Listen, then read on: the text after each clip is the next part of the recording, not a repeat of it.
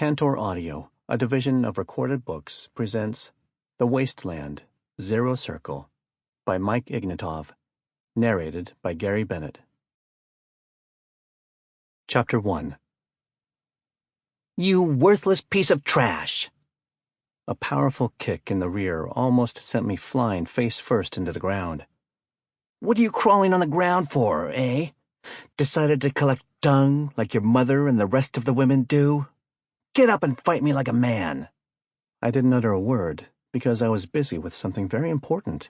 I was digging through the sand, looking for either a stick or a stone that someone from the village could have left here. After all, it could have happened that over the years they lost at least one stone here. Stones were heavy and sharp, and it'd be nice to ram one into Virgil's stupid head to see just how red his blood was. Jerks. There was the sound of a couple of sharp slaps and pained cries. It brought joy to my heart. "Get out of here." "Elder D," my bully said slowly. "We were just talking to the little twerp as if he were a real warrior. How will he grow up to be a good fighter if all he does is crawl and hide behind others?" "Virgil, don't test my patience." There was another slap, followed by a muffled cry. "I'll break your arm next time."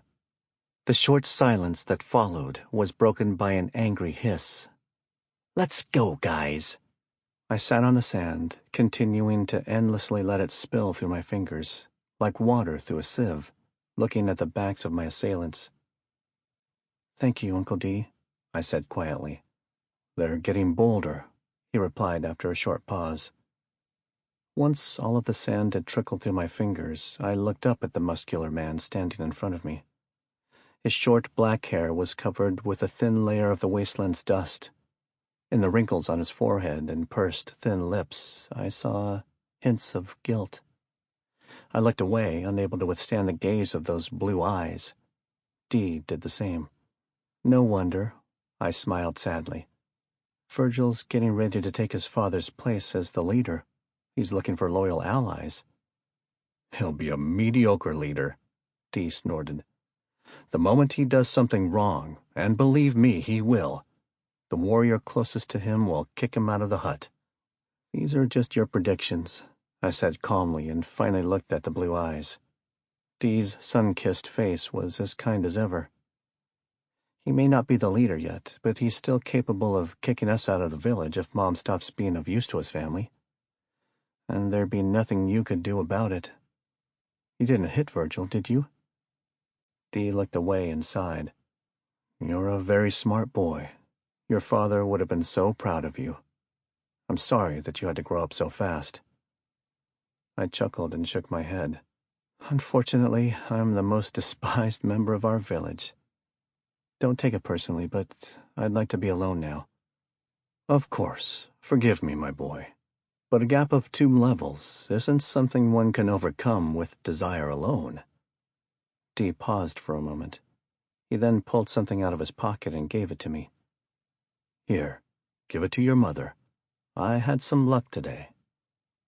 I listened to the sound of his footsteps fading away, and then to the silence of the wasteland, interrupted occasionally by the song of the insects and the quiet whistling of the wind. Feeling something hot on my palm, I looked down and saw a pebble. It wasn't suitable for bashing anyone's head in, as it was the size of a thumb, but it was still something. Black and triangular, it looked like a fragment from the ancient period. I decided to keep it as a memento of today's humiliation and my powerlessness. Smooth and glistening, the fragment seemed undamaged by sand or time. Deciding to take a better look at it later, I put it in my coin purse and focused my attention on the jute bag that my uncle had left me. Untying it, I took a peek inside. As I thought, it was a quiragal carcass. I remembered my dad praising Uncle's hunting skills whenever they'd go hunting with the villagers. We'd feast tonight. "Thank you, Uncle." Groaning and rubbing my sores, I got up. Dinner wouldn't cook itself, after all. Sister came home first and helped me prepare everything for dinner. She scrubbed the dining table clean, doused it with boiling water, wiped it, and set the table with colorful bowls made of light clay. Eyes full of joy, she was dancing by the hearth. I had to threaten her with a smack on the head to calm her down. Mom, as always, returned after sunset. I helped her unfasten the straps of her carrier. The contraption fell with a thud and sank deep into the sand that had turned silver under the light of the moon. Barely standing on her feet, she couldn't make it to the hut on her own, so I took her by the elbow and helped her inside. I was seething with rage as I paced around the house, while my sister helped her wash the sand off her aching body. She worked hard from dawn to dusk, circling the wasteland and looking for wild cherries to fill her bag with, which was more than anyone in the village had. Why were you out for so long? I want to go to the Black Mountain tomorrow to collect herbs, so I decided to collect a double portion of manure today. It's a good thing I know about places that no one else in the village does, she said, and smiled tiredly but kindly. At that moment, she was the most beautiful woman in the world. Mom, I felt my eyes sting in water. The mountain? Please, don't be silly. Stay with us. What if you meet the beast? Smiling, she walked over to me. Embracing me, she placed my head on her chest and stroked my hair. I'm careful and experienced. One could even call me a veteran of the wastelands. I know when and where to go. Or have you forgotten that your mother has reached the 8th level of ascension? Dad was even more experienced, I argued, and tried to break free. And see where that got him? Honey, what's wrong? Did they bully you again? Yes, I mumbled, settling down and casting my glance on the neatly swept floor. They said some awful things. Maybe you should join the herbalists. She sighed. It was because of my work again. You realize that here, in a place that even God abandoned, there's nothing else to do except collect dung and grass? I nodded reluctantly. We had already talked about this many times, but it never got easier. More than half of the women in our village collect Jerry's dung. What else can one do in a place where a piece of wood is considered a jewel? Sure, there are cleaner jobs, picking herbs, cooking food for the hunters, looking for stones, scrubbing skins. I was once a tanner, you know that. And you also know that to get any job here, one must first talk to the chief. And I'm not going to ask your dad's murderer for anything, she added with a hiss. Hold on, what do you mean? I looked up at her in confusion. You told me that the beast killed him. He died because of his injuries. Darlings, sighing, she finally let go of me. I have to confess something. I'm to blame for our ill fortune. Raising her head, she looked at me with tired, gray eyes. The fire from the hearth cast shadows on the delicate features of her face, changing her expression with her every move. Layla doesn't remember this, but you, Lagarde, will and must. This barren desert, forgotten by all, isn't our home. We are not from the White Wasteland. The wagon and Eternal Road aren't our home either. Circle Zero is definitely a place cursed by the heavens, but both of you were born in one of its best locations. Your dad and I lived in a 5-star village called Arroyo in the Black Wasteland. A respected tanner and a blacksmith, level 9 and 8. We were above everyone else. Do you remember your home, dear? Vaguely. I remember a big house, a wooden table. I closed my eyes, hoping to remember more. Piles of dirt and flowers, broad streets covered with stone. That's right. She nodded and covered her face with her hands, wiping her tears. Our house. Your dad always dreamed of taking us all to the first circle. He was only level 9, so that wasn't possible. Still, he was always looking for a way to level up, asking the elders who remembered life in other circles for advice. Although, what could those who had been forced to go to Circle Zero tell him? Nothing.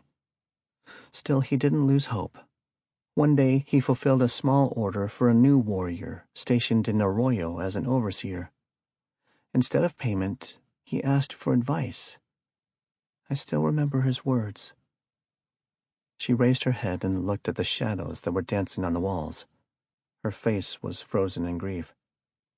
It was his advice that brought us here. He told your dad that he had a poor understanding of the basics, that his talent was mediocre, and that he had, perhaps, chosen the wrong path. He told him that he couldn't do much to change his ways at his age. He said that the best decision would be to go on a journey, to see new places, meet new people, and see the world.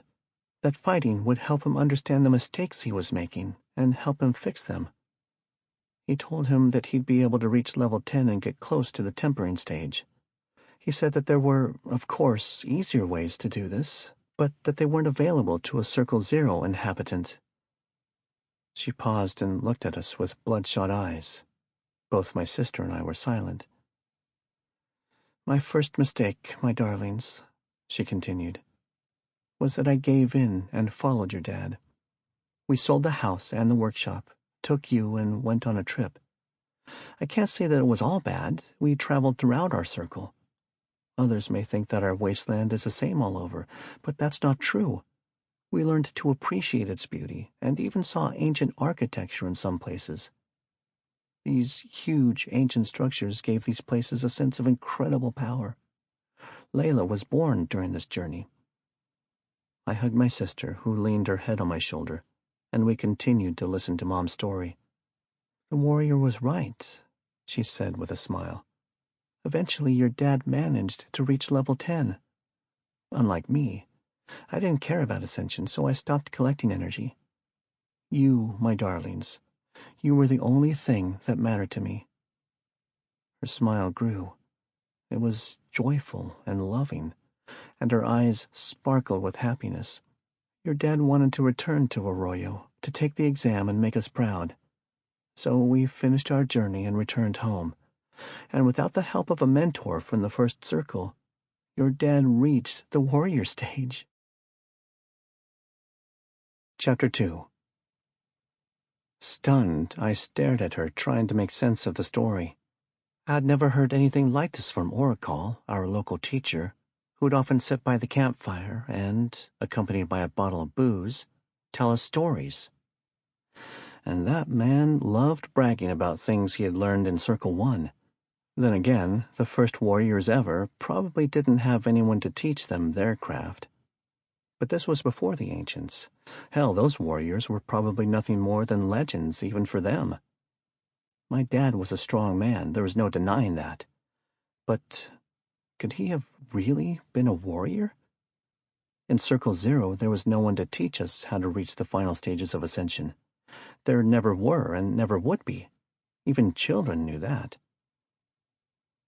Our journey was nearing its end when we arrived at this cursed place. Mom continued in the meantime. She gritted her teeth while speaking, and I could almost feel the anger seeping out of her. I'd never seen her like this. It was almost scary. It didn't take long for Ramil to get in a fight with Cardo. He demanded a whole silver coin from us for this lousy hut that even the dung beetles avoid. As if that wasn't enough, after each hunt he'd try to take the biggest cut for himself. I nodded and glanced at the pot with the stew. You're used to this, Lagarde. You know that the law dictates that half of the loot goes into the common pot. This law is honored everywhere. Everywhere but here. Cardo's behavior angered your dad, and he beat him. Cardo didn't stand a chance against him. He didn't expect that an outsider would dare challenge him, someone of the 9th level. His arrogance was his downfall in the end. He harbored a grudge against your dad, though he always smiled whenever I was nearby. I hate to admit it, but I often wished that your dad hadn't held back and got rid of him. Cardo deserved much more than a couple of punches. The villagers who had gotten used to starvation would have welcomed Cardo's death and our arrival. She paused to take a breath. And then the day of our departure came. That fateful, rainy day. Layla grabbed my hand, and I squeezed her little cold palm. For her, that day was the end of her carefree childhood. If only your dad had known some spirit technique. We visited so many places and spent almost all of our money buying rare recipes from blacksmiths and tanners. But we couldn't find any detailed descriptions of the techniques. Only poor retellings full of lies and exaggerations. Even Oracle couldn't teach your dad anything, the lying drunkard," she shouted and slammed the table with her fist in anger. "If your dad had had access to the techniques, he would have killed the damn beast. He wouldn't have died in my arms." Layla broke down, let go of my hand, and hugged her. "Mom, don't cry. Mom," she sobbed. "Oh, darling, I'm sorry," she whispered. Embracing Layla, she stroked her hair and back. "I'm sorry, my darlings. Oh, I'm so sorry for not listening to your dad. He begged me to get you all back to Arroyo, to get into the caravan. But I didn't listen. He was too wounded to travel, and I couldn't leave him. So we stayed here. I was so blinded with my worry for him that I failed to see how this would affect us in the long run. I didn't know that Carter wouldn't let us leave. He made us pay a hefty price for shelter, food, and medicine. That bastard took advantage of our helplessness to get money. But I gritted my teeth and endured, praying that Ramil would get better and that we'd finally get out of here." Now it was my turn to grit my teeth and push back tears. I remembered the day after Dad saved the other hunters at the cost of his health. On that day, Virgil and his gang beat me up for the first time. "And my third mistake. My dear, I had to sell your inheritance. I'll never forgive myself for it." She looked down and kissed Layla's head, mumbling apologies as she did so. A week later, a caravan arrived. It was a small one with only 2 merchants. I traded all of my leatherworking tools for 1 body restoration potion, hoping that it'd save your dad. But she fell silent, and I lowered my eyes to the floor again. There were wet spots on the ground. Was I crying? God, I remember that day as if it were yesterday. The merchant convinced me that the potion was taken too late, and that Ramil was too weak. I refused to believe him. I heard so much about this potion. I heard the praises sung about it, and I just simply refused to believe that it couldn't save my husband. Hell, I saw people that were treated with it. Most of them had wounds worse than that of your dad's, and they still lived," she cried, wiping the tears from her face. She cried that day, too. "I was sure that the potion had been tampered with, but I couldn't prove anything. The seal on it was intact. I had a witness with me when I examined it, but I still refused to believe. For months, I watched the damn merchants talk business with Cardo, and I was sure that the two had killed my husband together. 2 months ago, when a caravan from Arroyo came, a big one, I met a wandering pharmacist and handed him the potion. I gave him all the money I had left. Oh, but it was worth it," she said with a sinister giggle that made a shiver run down my spine. "Mom," I said, and wiped my eyes with the collar of my shirt. "What did he say?" "He said that the potion wasn't a restoration one, but a reinforcement one. That it had sent what little energy your dad had left into enhancing his muscles rather than into healing his wounds. The two are roughly the same price, and had your dad had it, he'd still be alive. I doubt that the merchant did this all on his own. He had no reason to hate your dad. I'm convinced that Cardo had bribed him. There's no other explanation." Sniffing, I staggered to my feet and went outside. I couldn't stay in the hut anymore. I couldn't. Leaning my back against the wall, I slipped to the ground, not caring for the stains the dirty bricks would leave on my clothes. Wiping my eyes with my sleeve, I looked up at the stars. Somewhere far, far away, a jackal howled, getting ready to go hunting. There was a barely audible roar of a feline, probably a leopard, and the jackal went silent, too scared to try and go hunt before the golden beast had. Listening to the sounds of the night, I delved deep into my memories. There were so many holes there, so many blurred images. But I believed my mom and her words, especially since, less than a month ago, I overheard Cardo's conversation with a merchant when I was hiding from Virgil in the training fields. The conversation sounded like that of two friends, full of hints and inside jokes known only to them, but clear enough for me to understand that everything was going according to their plan, if not better, and that the next potion would arrive on time. The merchant also said that he wouldn't let Cardo down, and that he wouldn't mind if he increased the supply-demand. Lightning flashed on the horizon, indicating that a storm was coming. Getting up, I looked through the window into the hut. "Mom, do we have any relatives in Arroyo?" "No, I'm an orphan." She was sitting by the hearth with Layla in her lap and combing her waist-long hair. "Your grandparents live there, but we were never on good terms with them. They never forgave your dad for marrying me and messing up their plans. They stopped talking to him. But we did keep in touch with his brother, even though his father had forbidden it. 2 months ago I sent him a letter, but he never wrote back. I don't know why. 6 years passed since we left, but I try not to think of the worst." "Why don't you sell Dad's tools and buy us a place in the caravan?" "He left them to you. I don't have the heart to do that, nor do I want to go against your dad's wishes." Her gaze wandered off to the little chest at the foot of her bed. "Even if it might save us?" "Don't fool yourself." She shook her head and returned her gaze to me. "If something, God forbid, happens to your uncle, we'll be without support or money. I don't have my tools anymore, so I wouldn't be able to support us. My teacher was a good man, but he had passed away long ago. And even if we do make it to Arroyo, no one would let someone else's apprentice work for them, not to mention that I'm already too old." I jumped to my feet, ready to object, but fell silent when I saw the look in her eyes. This wasn't the time to act like a child. Mom seemed to have aged 10 years during the course of our conversation. "I'd have to settle for a dirty job even there. Arroyo isn't cheap, and we wouldn't be able to rely on our friends forever. Believe me, I know what I'm talking about. We'd just end up back at the bottom, in the slums where we'd live worse than here. I was once a beggar's son. You don't want to end up there. I could join the monster hunters, yes, but that's a deadly job, and I don't want you two to be orphans. I don't want you to suffer as I did. A child should never have to bury their parent, let alone both of them." "Hold on," I interrupted.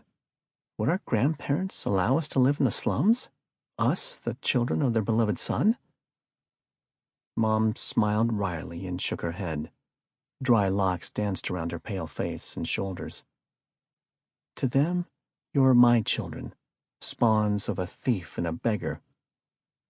"Thief?" "I hope you'll never have to experience hunger, my son. You don't know how far it can push a person. Speaking of which, let's eat. You two must be hungry," she said, and looked back at the hearth and the clay pot from which a pleasant scent was spreading. Sighing, I made peace with the fact that I wouldn't find out anything else today. Chapter 3. I hid from prying eyes in one of the caves on the riverbank and threw pebbles into the water. No one cared for pebbles. They were far too small to be significant to the villagers. According to the books, there used to be a huge city here once, with buildings so high that they reached the sky. They were as tall as the Black Mountain. It was hard for me to imagine hundreds of such tall buildings. It was even harder to imagine all of them falling and turning into the snow-white sand after which our wasteland had been named. This whiteness sprawled into infinity, or so it seemed. As far as the eye could see, there was nothing but the blinding white, and no matter how far you dug, you'd see nothing except it. The city used to be huge, so huge that you could walk 2 days in any direction before reaching its border. But now only the shadow of its past glory remained, black bones jutting out of the sands. I had no idea what it was that helped these giants to continue standing, but they stood proud against the wasteland sky. Low, with only 2, 3, rarely 5 floors, with their empty windows. They inspired fear and apprehension. During the night, under the light of the moon, when white appeared black and black appeared white, the whole area looked like some parody of reality. At those moments, the ruins looked like skeletons of some long-dead monsters. I was once in the Wasteland during the night, and I still trembled in fear whenever I recalled the eerie atmosphere that swirled around this place like a morning mist. I knew that it was silly to fear the homes of your ancestors, but I couldn't help it. I shook my head and sighed. For the 100th time tonight, I remembered Mom's story. For some reason, this made me recall a saying I had heard among the caravaneers. I look at the sky, but see no sun. This meant that a sandstorm was on the way, ready to bury everything underneath it. That was how I felt right now, like a lone caravaneer in the middle of the desert, waiting to be devoured by a wave of memories and dread. I didn't used to believe Mom when she told me that we'd save up enough money to leave. But now I was certain that she was keen on leaving as much as I was. No wonder she kept going to the mountain despite my protests. She was probably collecting and hiding herbs from Cardo in hopes of selling them to one of the caravans. I couldn't help but admire her. She suffered humiliation in silence so that we could have a better life one day. And the pebble in my pocket felt like it weighed a ton. It wouldn't let me forget about my own humiliation and my desire to use it to bash Virgil's head in. I knew well that this urge would grow more each passing day. How was I supposed to keep my cool, looking at the son of my father's murderer? I have to be patient, I kept telling myself. A year or two more and we'll be out of here, far from these bastards. I imagined myself surrounded by Virgil's henchmen. I imagined myself bashing their heads in until they were nothing but red blotches on the sand. I smiled to myself. This would, unfortunately, forever remain a feeble dream, but it helped put my mind at ease. I'd never do that. Dad had sacrificed too much for me to sabotage our chances of leaving for Arroyo because of some brat. But I couldn't just sit still and let myself be a punching bag. I needed a goal, too. Taking the pebble out of my purse, I squeezed it tightly in my hand. Mom risked her life daily, wandering alone through the tunnels on the mountain. But she knew that her efforts were worth it whenever she stumbled upon a rare herb. Perhaps I could help water the community garden. Maybe I should give Mother my share of the stew. Maybe I should get some money. Money. As if they'd give that to a child who spends his days watering the garden and searching the sand for stones. Perhaps I need power. Last winter, I had reached the age at which one began their ascension. However, I wasn't allowed to join the others at the training grounds. Oracle just looked at me and turned away, making it clear that I wasn't welcome. I felt betrayed then, thinking that the entire village had turned against me, as everyone had the right to follow the teachings of the ancients. But now I knew that it had all been Cardo's doing. But that didn't matter. If Dad, who hadn't had a teacher, managed to reach the warrior stage on his own, so could I. Hell, with Dad's talent, I was sure that I had better chances than the others. All I needed was to get my hands on a manual so that I could figure out where to start. So that was my plan, and I told Mom about it that evening. "You're not allowed to train? Why didn't you tell me that?" she asked with a frown. "It doesn't matter. Do you have any manuals on how to train your meridians?" "How dare he?" she said, not paying attention to me. "Who gave him the right? The little... Oh, when I get my hands on him..." I sighed. "Mom, he killed Dad and ruined our lives. The whole village is starving because he keeps taking everything for himself. Do you think he gives a damn?" She looked at me and sighed. "You're right, dear." She tossed her hair behind her shoulder and lowered her gaze. "You are right. But you're wrong about us starving and him taking everything.